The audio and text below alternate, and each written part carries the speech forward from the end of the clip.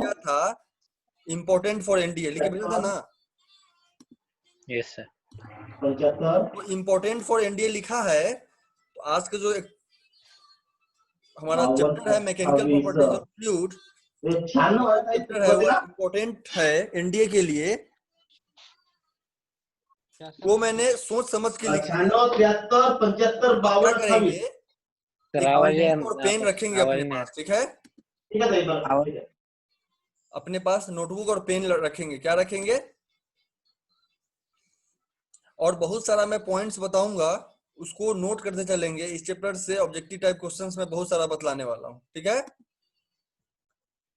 Yes sir. सबसे पहले इस चैप्टर का बहुत सारा कंटेंट छोटे छोटे सबसेट्स में मैंने पहले भी पढ़ाया है। आज फर्स्ट डे है इस चैप्टर का, मैं बहुत बेसिक से स्टार्ट करूंगा, ठीक है। कुछ बातें आपको ऑलरेडी आता होगा, कुछ बातें आपको नहीं आ रहा होगा। जो नहीं आता हो वो सीखिए, जो आता है उसको रिवाइज कीजिए। चलिए, सबसे पहले मैकेनिकल प्रॉपर्टीज ऑफ फ्लूइड। मुझे बताइए व्हाट इज फ्लूइड, फ्लूइड क्या है, fluid, what is fluid, what is fluid? Liquid, state of matter. State of matter नहीं, स्टेट ऑफ मैटर तो है ही, सब कुछ स्टेट ऑफ मैटर है, लेकिन फ्लूइड को कैसे हम डिफाइन करेंगे? कुछ लोगों ने बोला liquid, that is not right answer. What is fluid, fluid क्या है? which can flow।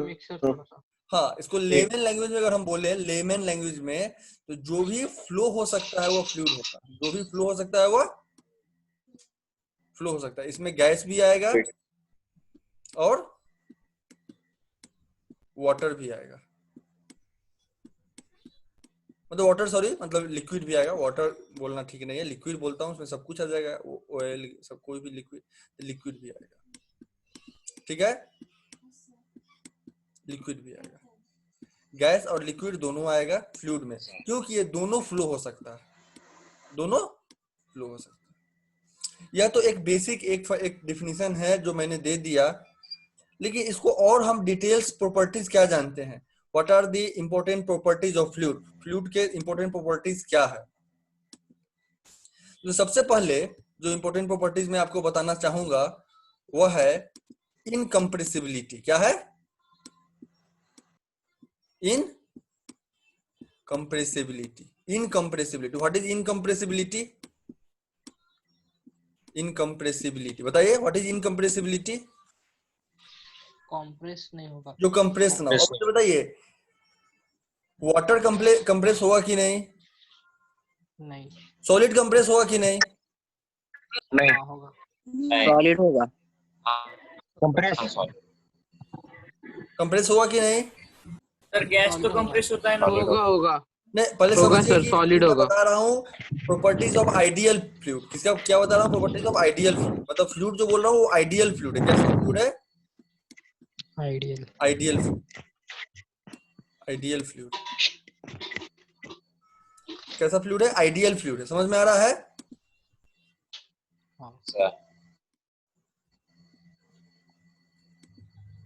तो आइडियल फ्लूइड कैसा होता है? Ideal gas equation. नहीं, वो गैस के लिए है, वो गैस के लिए है। जो आइडियल गैस इक्वेशन है वो आइडियल गैस है, मैं आइडियल फ्लूइड की बात कर रहा हूँ। तो आइडियल फ्लूइड सबसे पहले इनकम्प्रेसिबल होगा। कैसा होगा? इनकम्प्रेसिबल होगा। सबसे पहले वो उसको कंप्रेस, जो उसका जो डेंसिटी होगा वो कांस्टेंट होगा, वो कंप्रेस नहीं होगा। क्लियर है? उसके बाद दूसरा, वह नॉन विस्कस होगा। कैसा होगा? अभी जो पॉइंट्स बता रहा हूँ उसमें स्टार मार लो। मैंने आज बोला एनडी के लिए बहुत इंपॉर्टेंट है, जो भी बोलता हूँ इंपॉर्टेंट है, वो ध्यान सुनो। उसके बाद नॉन विस्कस होगा। कैसा होगा? Non viscous. विस्कस मैं डिटेल्स में पढ़ूंगा विस्कोसिटी, अभी बस याद रखिए viscous, non viscous, non viscous. कैसा होगा ना? थर्ड कैसा होगा?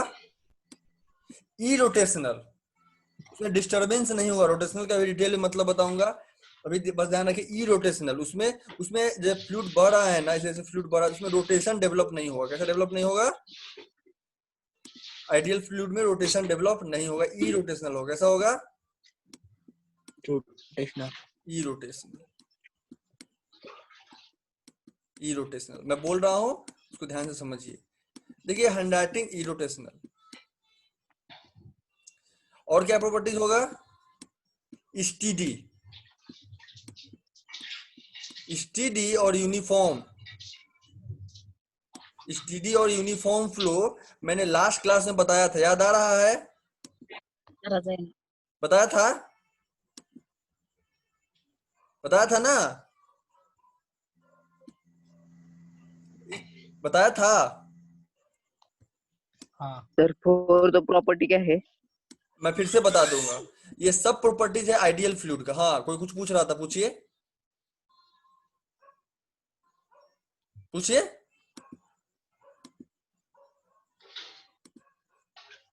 चलो तो मैं थोड़ा सा इसको और एक्सप्लेन करता हूँ। इनविस्कस, इनकम्प्रेसिबल क्या मतलब है? जो कंप्रेस ना हो। क्या मतलब है? जो कंप्रेस ना हो या डेंसिटी चेंज ना हो। नॉन विस्कस, विस्कोसिटी को थोड़ा समय में अभी बता देता हूँ, ऐसे हम लोग बहुत डिटेल से पढ़ने वाले हैं। जब कोई भी फ्लूइड फ्लो करता है, आइदर इट इज गैस और इट इज लिक्विड, उसके लेयर्स के बीच में फ्रिक्शन होता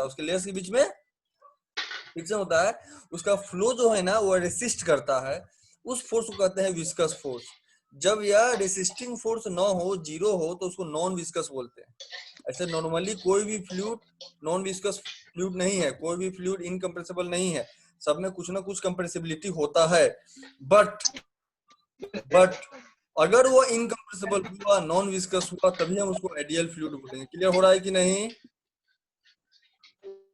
उसके बाद इरोटेशनल नाम से मालूम पड़ता है, जिसमें रोटेशनल इफेक्ट ना हो, जिसमें रोटेशन डेवलप ना हो, वर्डलिंग ना हो। समझ में आ रहा है? दैट इज कॉल्ड इरोटेशन। स्टीडी फ्लो समझना बहुत इंपॉर्टेंट है। अभी मैं सबसे पहले स्टीडी और यूनिफॉर्म फ्लो ही समझाऊंगा। इससे क्वेश्चंस भी बहुत सारे आते हैं और इसको समझना भी बहुत डिफिकल्ट है। यूनिफॉर्म फ्लो और स्टीडी फ्लो क्या होता है, और ध्यान से समझो। देखो ये वाटर फ्लो हो रहा है ना? हो रहा है ना? ध्यान से समझ लो। शायद यह लास्ट आपके पूरे लाइफ में लास्ट टाइम को बता रहा है स्टीडी फ्लो। और स्टीडी फ्लो इतना इंपॉर्टेंट है कि सब जगह काम आएगा, इसलिए इसको अच्छे समझ लो। देखो पानी फ्लो हो रहा, यहाँ पॉइंट ए, इस जगह आप खड़े हैं पॉइंट ए पे, इस जगह आपका दोस्त खड़ा है पॉइंट बी। आप दोनों के पास मोबाइल फोन है, ठीक है?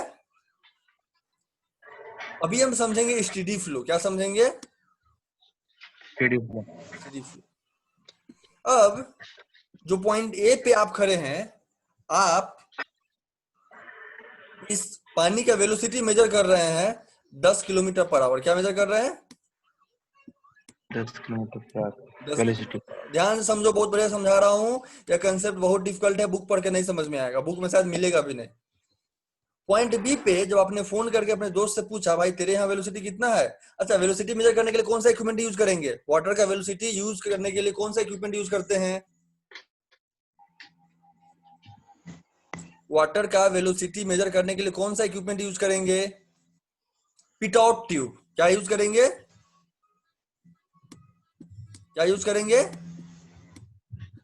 PIT टॉट, TOT, पिटॉट और ट्यूब। क्या यूज करेंगे? Pitot tube. यह ट्यूब कैसा होता है? पिटॉट ट्यूब इस तरह का एक ट्यूब होगा, ठीक है? जब इसको पानी के बीच में रखेंगे तो ये पानी इसमें ऊपर तक आ जाएगा। जब पानी ऊपर आ जाएगा तो इसका प्रेशर मेजर कर लेंगे। प्रेशर मेजर करेंगे, हाइड्रोस्टैटिक प्रेशर पढ़ा चुका हूं ना, वर्टिकल कॉलम से मेजर कर लेंगे और फिर इसको काइनेटिक एनर्जी से इक्वेट करके वेलोसिटी निकाल लेंगे। समझ में आया कि नहीं?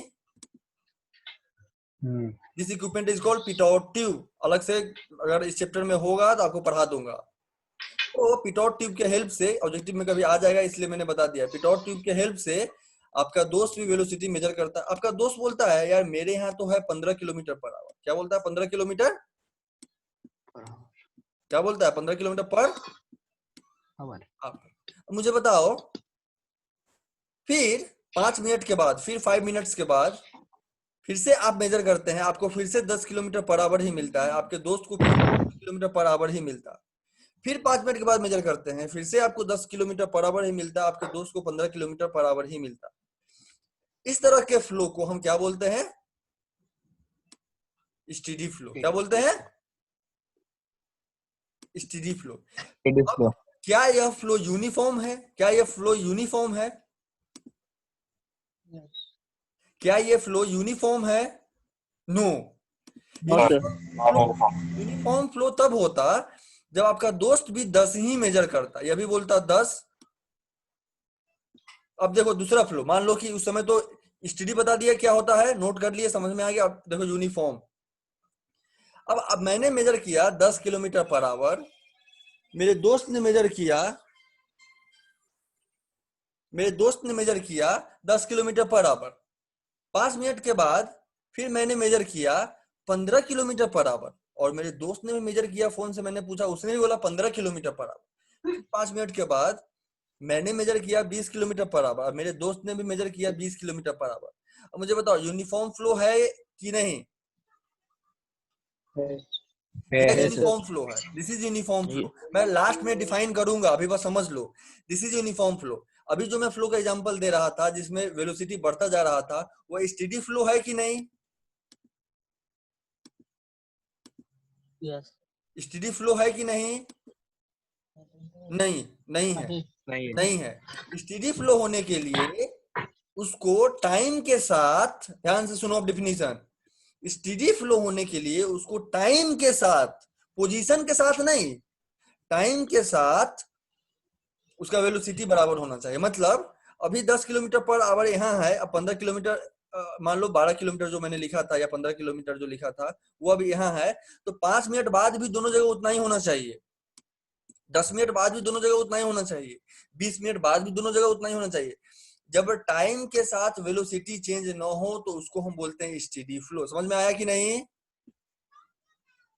जब टाइम के साथ वेलोसिटी फ्लो न हो तो उसको बोलते हैं हम स्टेडी फ्लो। क्लियर हुआ? Yes sir. एंड जब पोजीशन के साथ, टाइम का कोई मतलब नहीं है, जब पोजीशन के साथ वेलोसिटी चेंज ना हो तो उसको हम बोलते हैं यूनिफॉर्म फ्लो। मतलब जितने भी पोजीशन है, पोजीशन ए, पोजीशन बी, या कोई बीच का पोजीशन है, पोजीशन सी, इस सब जगह एक पर्टिकुलर टाइम पे एक ही वेलोसिटी हो सकता है अगले ही सेकंड में अलग हो जाए, अलग हो तो फिर तीनों जगह अलग हो, फिर चेंज हो तो कोई बात नहीं है, लेकिन सब जगह सेम चेंज हो तो इस फ्लो को क्या बोलते हैं? Uniform flow. इसको समझना थोड़ा डिफिकल्ट है, वीडियो को बार बार देखना फिर समझ में आ जाएगा। क्लियर है? अब एक फ्लो को uniform as well as steady flow होना है, दोनों होना है, स्टेडी भी होना है, यूनिफॉर्म भी होना है। तो क्या होना पड़ेगा? सभी पोजीशन पे वेलोसिटी सेम होना पड़ेगा, एंड टाइम के साथ भी वेलोसिटी चेंज नहीं होना चाहिए। समझ में आ रहा है? तो उस फ्लो को बोलेंगे स्टेडी एंड यूनिफॉर्म। क्या बोलेंगे? Steady and uniform. उस फ्लो को बोलेंगे स्टेडी एंड यूनिफॉर्म। क्लियर है? तो समझ में आया? स्टेडी तो आइडियल गैस का जो आइडियल फ्लूइड का सर ये जो, फिर से बताओ ना, क्या फिर से बताओ ना, ये स्टेडी और यूनिफॉर्म फ्लो का ये समेशन हाँ, देखिए ध्यान से फिर से आपने समझिए, बोला था। फिर से समझिए एक बार, और इसको बार बार आप देखिएगा, अपलोड कर दूंगा। जब टाइम चेंज होने से वेलोसिटी चेंज ना हो, मतलब जब मैं अपनी जगह पे खड़ा होकर देख रहा हूं तो अभी जो इतना वेलोसिटी है उतना ही 1 घंटा बाद भी, उतना ही 2 घंटे बाद भी है।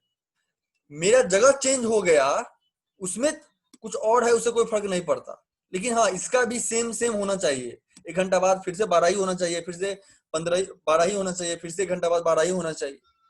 जब टाइम के साथ किसी भी पोजीशन पे टाइम के साथ चेंज ना हो, पोजीशन के साथ चेंज हो सकता है, उसको बोलते हैं स्टेडी फ्लो।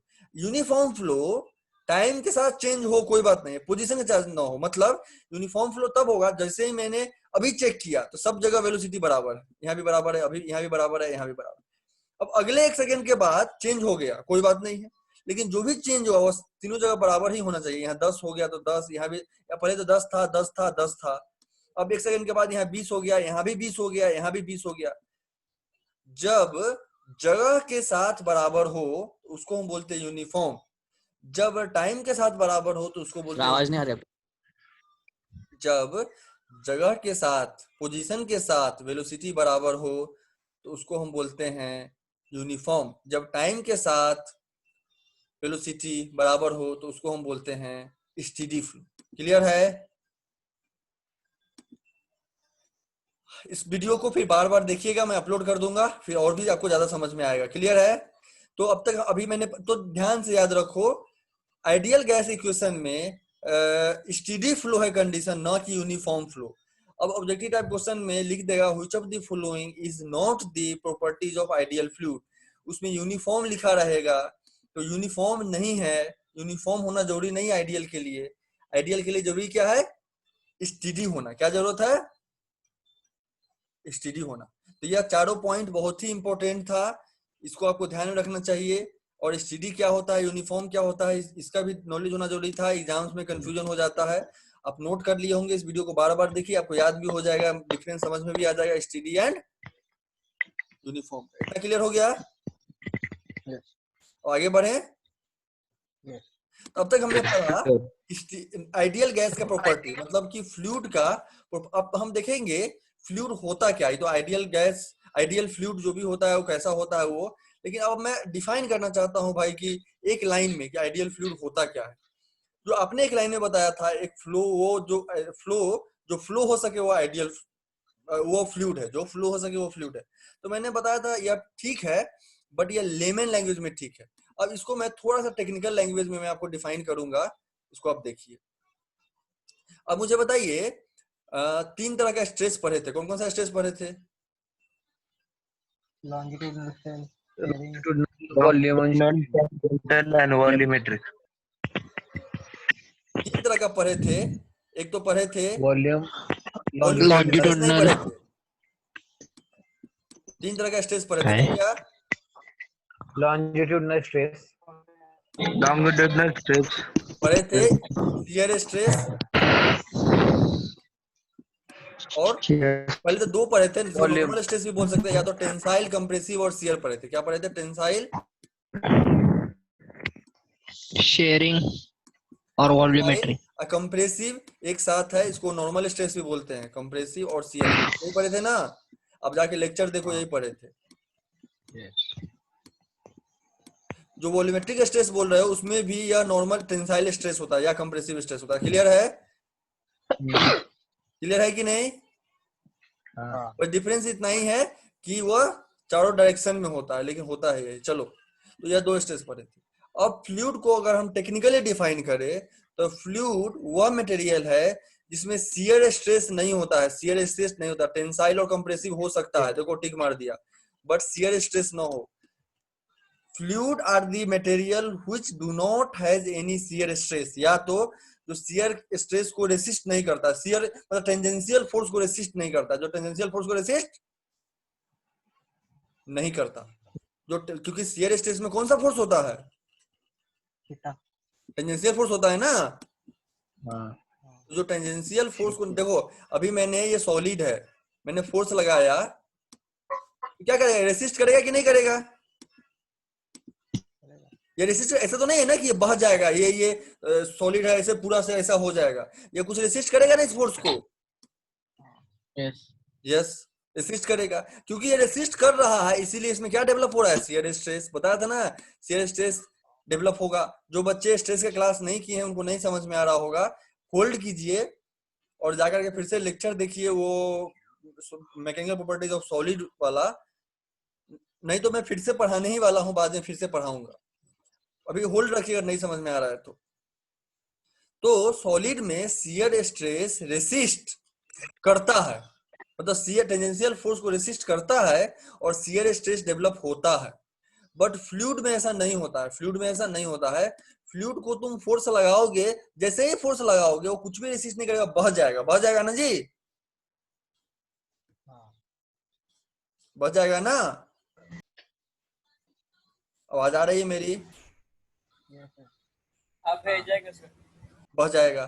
तो इसको हम बोलते हैं कि अब टेक्निकली डिफाइन कर लो टर्म कि फ्लूइड्स आर या material, fluids are the material which do not resist tensile force, bracket में डाल दो, हैज नो शियर स्ट्रेस। समझ में आ रहा है?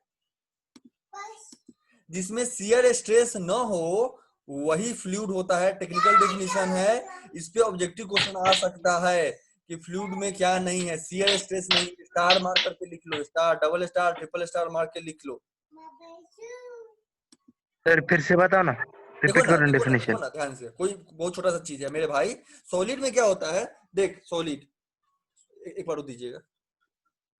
हाँ नहीं वो, हाँ देखो ये सॉलिड है, इसको, इस पे मैं फोर्स लगा रहा हूँ भाई। ऐसा तो नहीं है ना कि फोर्स लगाते ही डिफॉर्म हो गया।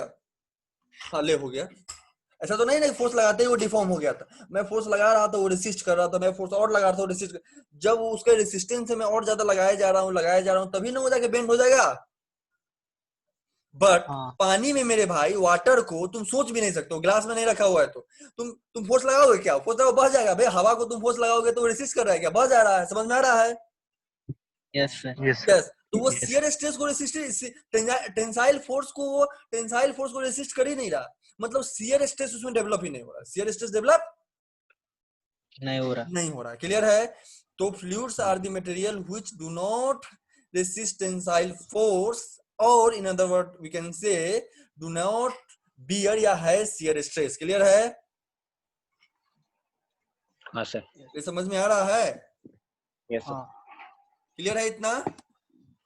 यस देखो ऑल दीज कंसेप्ट आपको समझ में आ रहा होगा तो समझ में आ रहा, डिफिकल्ट टू अंडरस्टैंड, ये डिफिकल्ट है समझना। जो आपको यूनिफॉर्म का भी बताया, स्टेडी का बताया और ये शियर का भी बताया, तो इन सबको अच्छे से समझिए, बार बार लेक्चर देखिए। ये सब बेसिक फंडामेंटल कंसेप्ट है, एक बार क्लियर हो गया ऑब्जेक्टिव क्वेश्चन बनाने में आपको बहुत मदद मिलेगा। क्लियर है? यस। चलिए अब आगे बढ़ते हैं। तो बेसिक डिफिनीशन हो गया, प्रॉपर्टीज हो गया, फ्लूइड के बारे में इतना पढ़ लिए। प्रॉपर्टीज ध्यान में रहेगा। अच्छा एक बार बताओ, ये टेंसाइल एंड कंप्रेसिव कैसे डेवलप होगा? तो होगा सर, होगा ना, हमारे ऊपर टेंसाइल फोर्स लगा रहा है कि नहीं लगा रहा है? लगा रहा है ना, एटमॉस्फेरिक प्रेशर लग रहा है ना?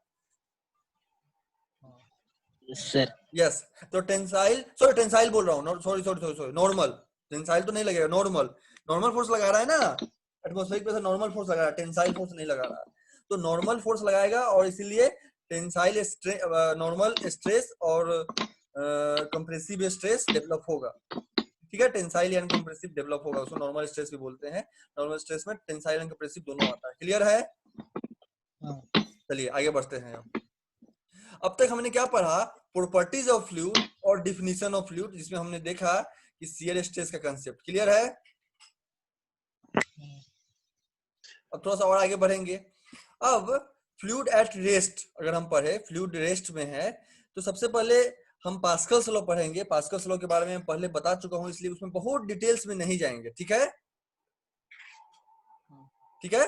पास्कल्स लॉ का डेरिवेशन जब कराऊंगा तो पास्कल्स लॉ डिटेल्स में लूंगा, अभी पास्कल्स लॉ बहुत डिटेल्स में नहीं लेंगे। ठीक है? क्लियर है?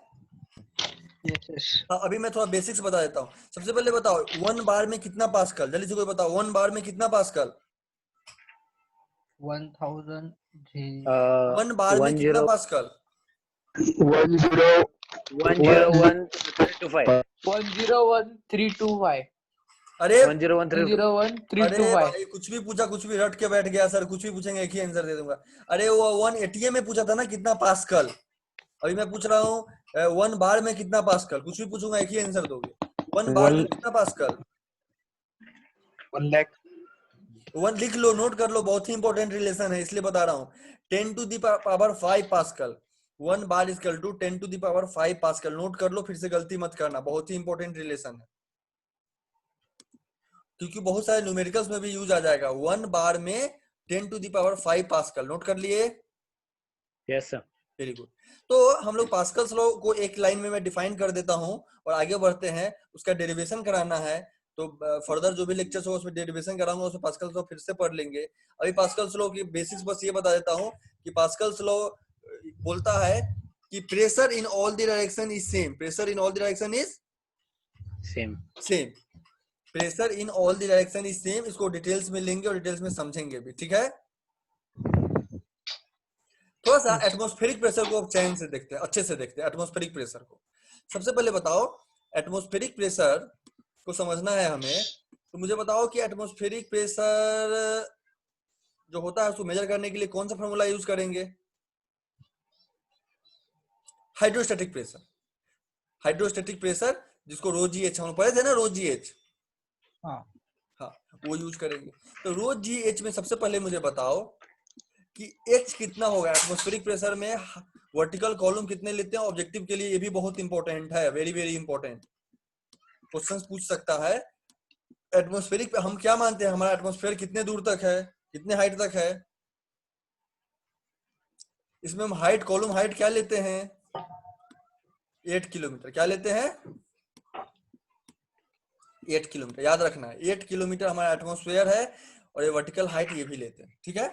चलो इतना हो गया। अब मुझे बताओ कि एटमॉस्फेरिक मेजर करने के लिए कौन सा एटमॉस्फेरिक प्रेशर मेजर करने के लिए कौन सा इक्विपमेंट यूज। देखिए जो लड़के नए हैं, जैसे ऋषिकेश हैं, या बहुत सारे लड़के होंगे जिनको ये रोजीएच क्या लिखा है मैंने समझ में नहीं आया। देखिए अब बीच से ज्वाइन किए हैं, इसलिए बीच बीच में जो कंसेप्ट आ रहा है आपको नहीं पता चल रहा होगा। इसके लिए प्रीवियस लेक्चर्स यूट्यूब पे अपलोडेड है, उसको देखिए। और जब आगे जैसे जैसे बढ़ते जाएंगे इन सारे कंसेप्ट को मैं फिर से रिवाइज कराऊंगा, इसलिए घबराना नहीं है, ठीक है। अभी यह समझ में आया तो ठीक है, नहीं तो होल्ड रखिए। चलिए अब मुझे बताओ, एटमॉस्फेरिक प्रेशर मेजर करने के लिए कौन सा इक्विपमेंट यूज करते हैं? बैरोमीटर। कौन सा? बैरोमीटर। बैरोमीटर को हम मर्क्यूरी बैरोमीटर बोलते हैं। बैरोमीटर को क्या बोलते हैं? Mercury barometer. बैरोमीटर को क्या बोलते हैं? Mercury barometer. क्यों भाई मर्क्यूरी बैरोमीटर क्या क्यों बोलते हैं? बैरोमीटर कैसा दिखता है? बैरोमीटर कुछ ऐसा दिखता है।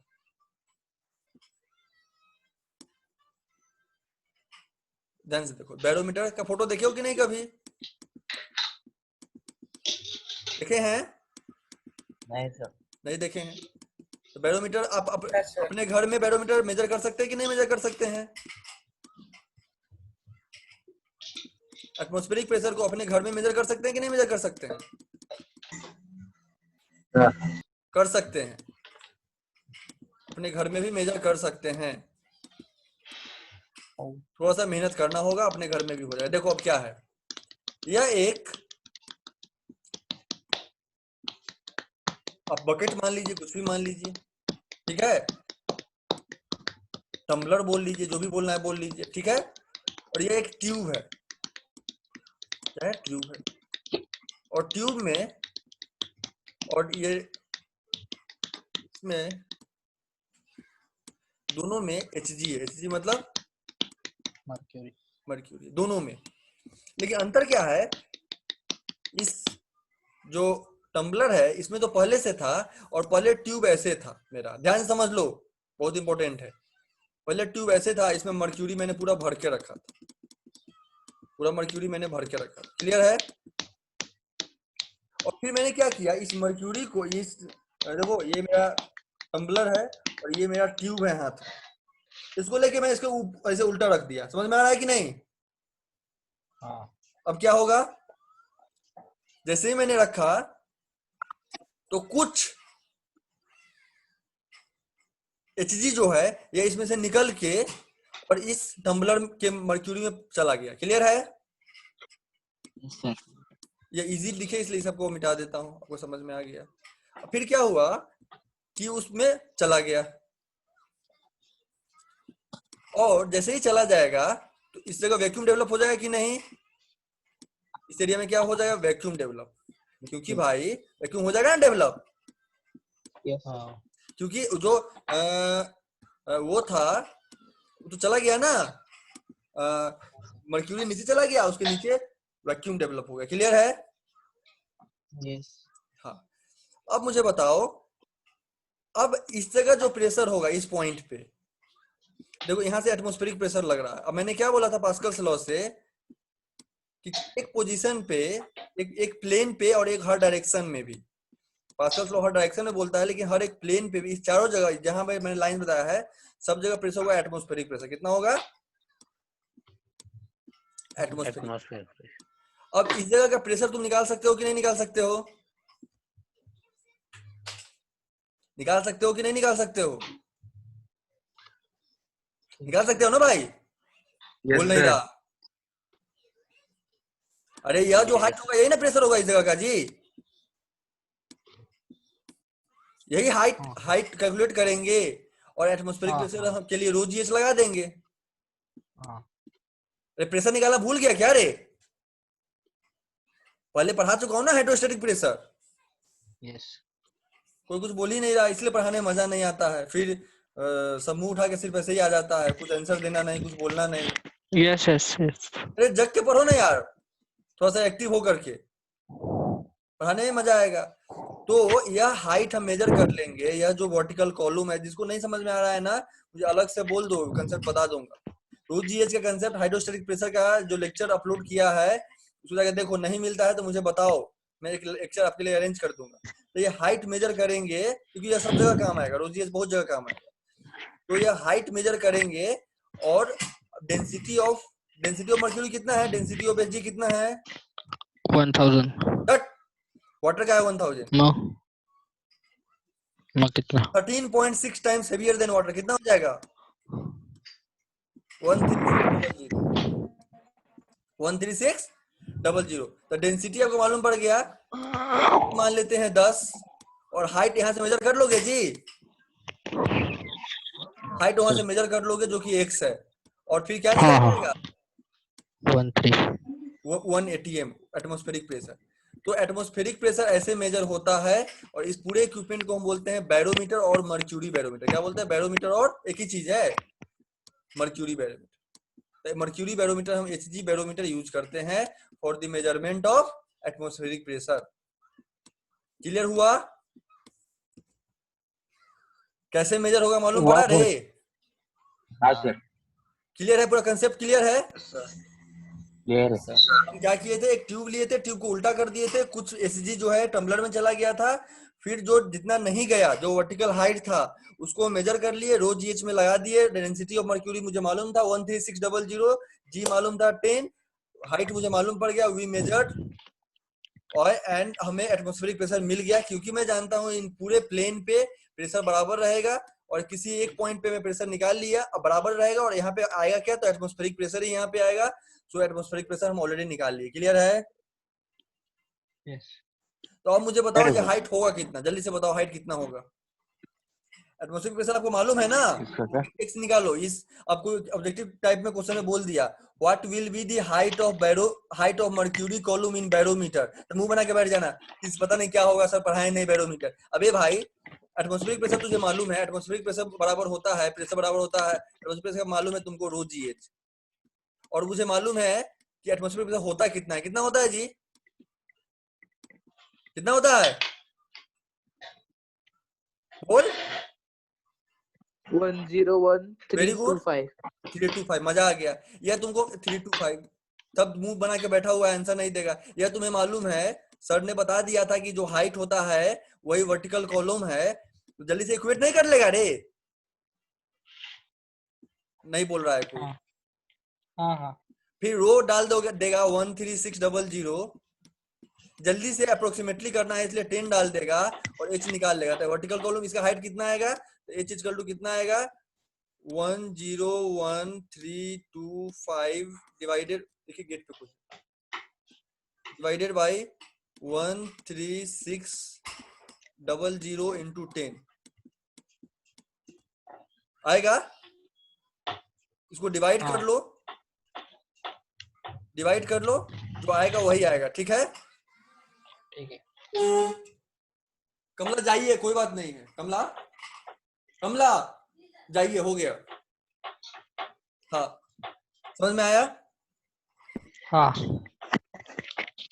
तो इस तरह से, तो इस तरह का कॉमन सेंस लगाना है भाई। अगर तेरे एग्जाम में पूछ दिया what will be the vertical column, इसको हाइट को बोलते हैं वर्टिकल कॉलम। हाइट को क्या बोलते हैं?